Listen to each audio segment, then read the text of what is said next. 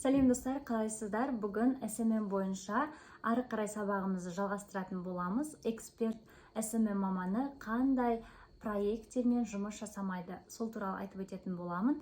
Ол бірінші азарттық ойындар, ставкалар және де сол сияқты лотерея сияқты ойындармен мүлде жұмыс жасамаған дұрысырақ болады. Екінші, салмақ тастау, салмақ қосуға арналған дәрі-дәрмектерді жарнамаламауға және де ары қарай сондай страницаларды жүргізбеу дұрыс болып табылады.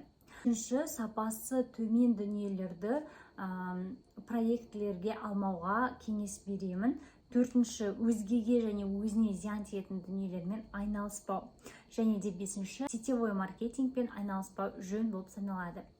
Ал енді SMM эксперті қандай парақшалармен жұмыс жасайды, сол туралы айтып өтейін.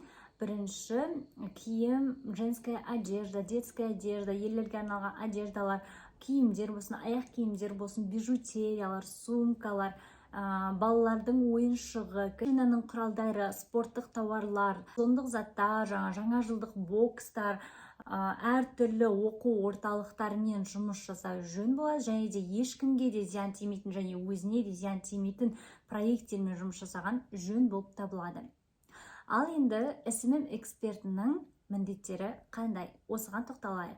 SMM экспертінің 6 міндеті бар. Мен сіздерге қазір айтып өтетін боламын. Бірінші міндеті ол жоспар құру.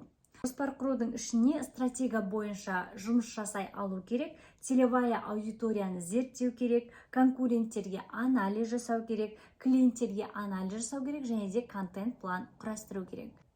SMM экспертінің екінші міндеті. Целевая аудиторияға бағытталған контент құра білу керек, және де әртүрлі форматта сауатты түрде посттар жаза білу керек, развлекательный, ақпараттық посттармен үнемі алмастырып бөлісіп отыру керек. Және де нишаға сай визуал құрастыру керек.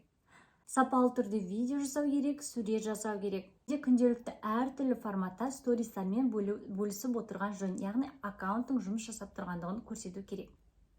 Үшінші міндеті бизнес парақшадағы подписчикті көбейтіп және оларды тұрақты клиенттерге айналдырып отыру керек.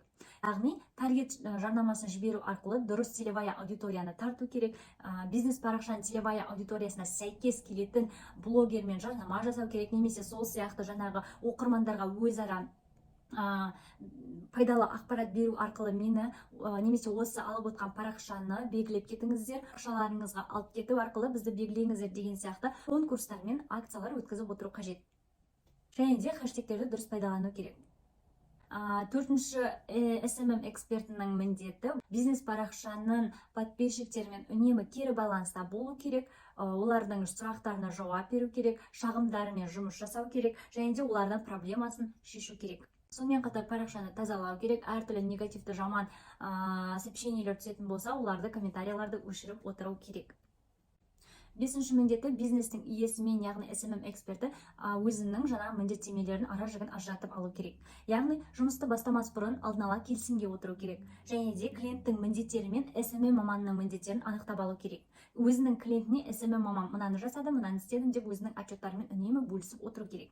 Алтыншы, аналитика жасау керек. SMM эксперті өзінің жасап отырған парақшасына таргет рекламасынан қанша оқырман келді, қаншасы курс сатып алды, қанша охват өсті, осының барлығына аналитика жасап отыру керек. Өзгертулер қажет болған кезде міндетті түрде өзгертулер енгізіп, оны жаңағы бизнестің иесімен бірге ақылдаса отыра шешу керек. Сонымен қатар жаңа бір идеялар туындаған кезде бизнестің иесімен бірге ақылдасып шешіп, және де оған апта сайын отчет беріп отырғаны өте дұрыс болып саналады.